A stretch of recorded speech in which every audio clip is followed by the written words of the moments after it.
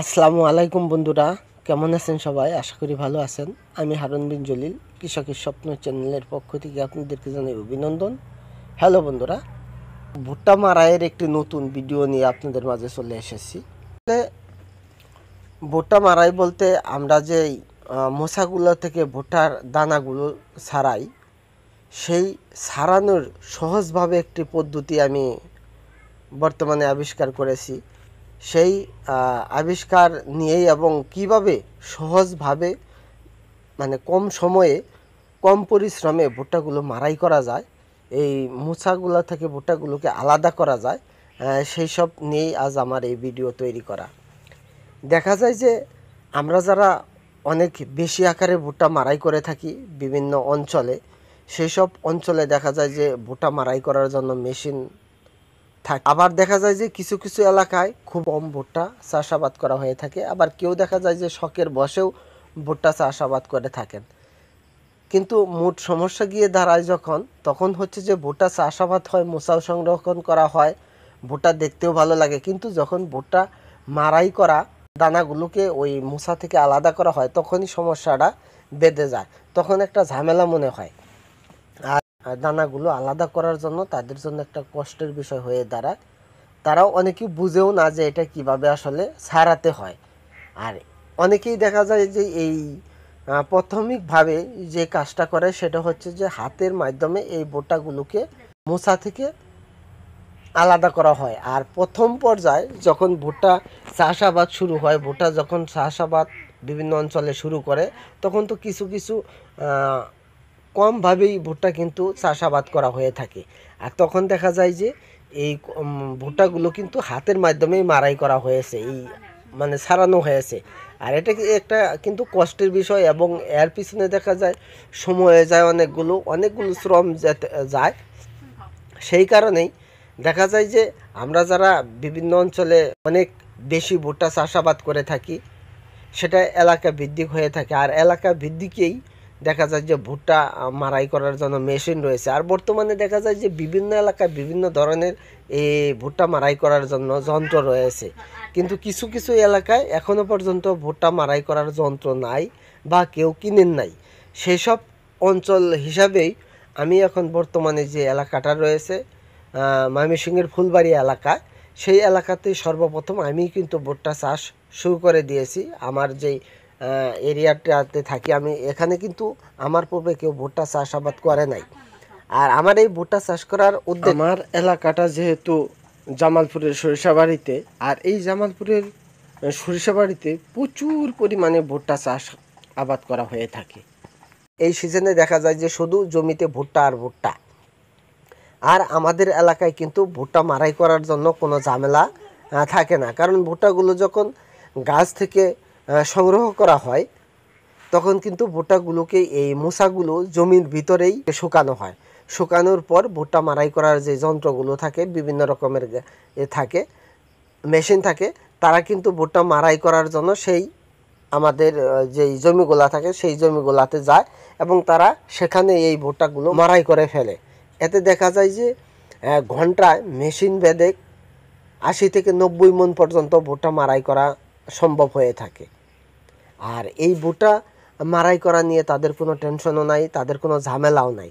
আর দেখা যায় যে এই ভুট্টাগুলো সেখানেই তারা মারাই করার পর রোদে শুকানোর পর তারাও সেখানে থেকে বিক্রি করতে পারে। যে যারা পার্টি রয়েছে, যারা ব্যাপারী রয়েছে, তারা কিন্তু সরাসরি সেই যেখানে ভুট্টা মারাই করা হয় সেই জমিতেই কিন্তু তারা এই ভুট্টাগুলো কেনার জন্য যায়। আমাদের ওই সব এলাকায় কিন্তু এই ভুট্টা মারাই করা নিয়ে কোনোই ঝামেলা নেই, কোনো সমস্যা নেই। যত সমস্যা হচ্ছে এদিকে, মানে যেসব এলাকাতে এখনও পর্যন্ত কোনো মানে ভুট্টা চাষাবাদ হয় নাই বা কিছু কিছু নতুন চাষাবাদ হচ্ছে, সেসব এলাকায় যদি নিজস্বভাবে কোনো মেশিন না কেনা হয়ে থাকে, তাহলে কিন্তু এইসব এলাকাতে ভুট্টা মারাই করার জন্য কোনো মেশিন আসে না বা নিয়ে আসা হয় না। তবে আমি গত বছর যেহেতু অনেকগুলো ভুট্টা চাষাবাদ করেছিলাম, এবার তো সবগুলো ভুট্টাই দেখা যায় যে আমি গাছ আকারে বিক্রি করে দিয়েছি, এটা একটা অন্য সুবিধার জন্য। তো সেই কারণে এইবার কিন্তু আমি ভুট্টা মারাই করার জন্য কোনো যন্ত্র আনিনি বা মেশিন আনিনি। গত বছর আমি দেখা যায় যে ভুট্টা মারাই করার জন্য আমার এলাকা থেকে আমি মেশিনটা নিয়ে আসছিলাম। তারা একদিন মারাই করেই চলে গেছে। দেখা যায় যে আমার গতবার মারাই করার পর আমি 150 মনের মতো ভুট্টা মারাই করে রেখে দিয়েছিলাম। যাই হোক, এবার যেহেতু ভুট্টার সংখ্যা খুবই কম, কম বলতে সবগুলো ভুট্টাই আমি গাছ আকারে বিক্রি করে দিয়েছি। মাত্র 3.5 কাটা ভুট্টার যে মোসা সেগুলোই আমি কালেক্ট করেছি, সেগুলো এখন আপনারা স্ক্রিনে দেখতেই পাচ্ছেন। মার্শাল্লাহ, ভুট্টার অবস্থাগুলো খুব ভালো, ভুট্টার যে মোসাগুলো সেগুলো অনেকটাই ভালো। কিন্তু এখন সমস্যা হচ্ছে, যেহেতু আমার মেশিন নেই, তাহলে তো আমাকে ভুট্টাগুলো মারাই করতেই হবে, যেহেতু ভুট্টার মোসাগুলো আমি সংগ্রহ করেছি। আর এই ভুট্টা মারাই করার জন্যই আমি একটা বিকল্প বুদ্ধি আবিষ্কার করেছি, সেটি হচ্ছে সাইকেলের মাধ্যমে ভুট্টা মারাই করা। আমি দেখেছি যে হাতের মাধ্যমে যদি আমি এই ভুট্টাগুলো ছাড়াতে যাই, তাহলে যেখানে আমি 5টা ভুট্টা ছাড়াবো একটা সাইকেলের মাধ্যমে, আর সেখানে দেখা যায় যে আমার একটা ভুট্টা এই হাতের মাধ্যমে ছাড়াতেই সময় লেগে যায়। সেই কারণেই এই বুদ্ধিটা বা এই পদ্ধতিটা আবিষ্কার করা। এখন আমি আপনাদেরকে দেখাবো যে আসলে কিভাবে এই সাইকেলের মাধ্যমে ভুট্টাগুলো মারাই করা সম্ভব হয়ে থাকে, বা কম সময়ের মাধ্যমে বেশি ভুট্টা মারাই করা সম্ভব হয়ে থাকে। যাই হোক বন্ধুরা, এখন আমি আপনাদেরকে দেখাচ্ছি যে এই ভুট্টা মারাই করার জন্য যে সাইকেলটা এনেছি, এটা হচ্ছে আমার ছেলের সাইকেল। সাইকেলটা অবশ্যই ছোটো আকারে, ছোটো সাইকেল হলে সবচাইতে ভালো হয়, তবে বড় সাইকেল হলেও সমস্যা নেই। তবে ভুট্টা মারাই করার জন্য যে আমরা চাক্কাটা ব্যবহার করব, পিছনের চাক্কা, অর্থাৎ যে চাক্কাটা পিছনে পেট্রোলে সংযুক্ত থাকে চেন সহকারে, সেই চাক্কাটার মাধ্যমেই এই ভুট্টাগুলো মারাই করা হয়ে থাকে। চাক্কাতে কিন্তু অবশ্যই ভিট থাকতে হবে। এই যে ভিট বা দাঁতগুলো রয়েছে, এটাই কিন্তু ভুট্টাগুলো মোছা থেকে ছাড়ানোর জন্য সাহায্য করবে। সেই কারণে অবশ্যই টায়ারের সাথে বিট থাকতে হবে। এটা যেহেতু নতুনই প্রায় সাইকেল, সেজন্য এই সাইকেলে প্রচুর বিট রয়েছে। আর এই চাক্কাটাও মনে হয় আমি গতবার চেঞ্জ করেছিলাম, যেহেতু ছেলে মাদ্রাসায় থাকে, সেই কারণে এই সাইকেলটা সে চালায় না, এমনি পড়ে থাকে। আর এই সুযোগটাই আমি কাজে লাগাচ্ছি।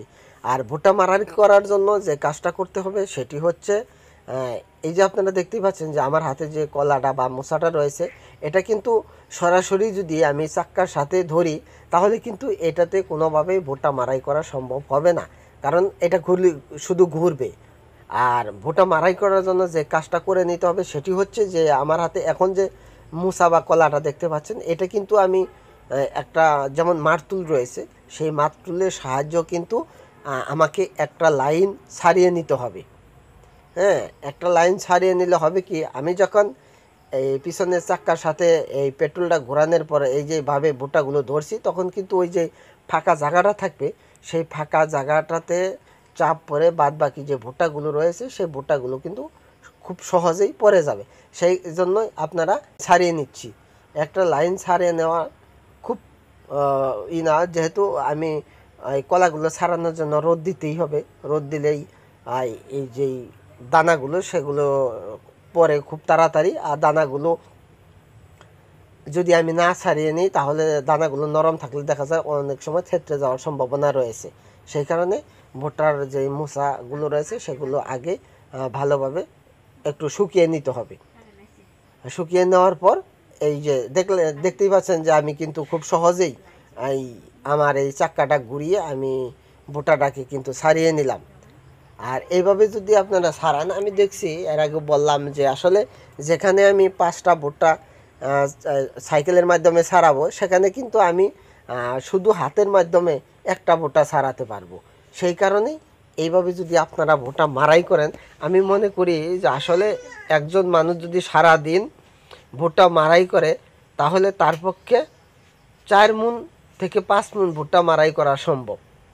আমি এটা নিজে দেখেছি, এটা আসলে গল্পের কোনো কথা না, আমি এটা নিজে মারাই করে দেখেছি। 4 থেকে 5 মণ ভুট্টা মারাই করা সম্ভব। আর যদি হাতের মাধ্যমে ভুট্টা আপনারা মারাই করতে যান, তাহলে কিন্তু 1 মণ ভুট্টা ছাড়াতে পারবেন। যাই হোক বন্ধুরা, আজকের ভিডিও তাহলে এখানে শেষ করতে যাচ্ছি।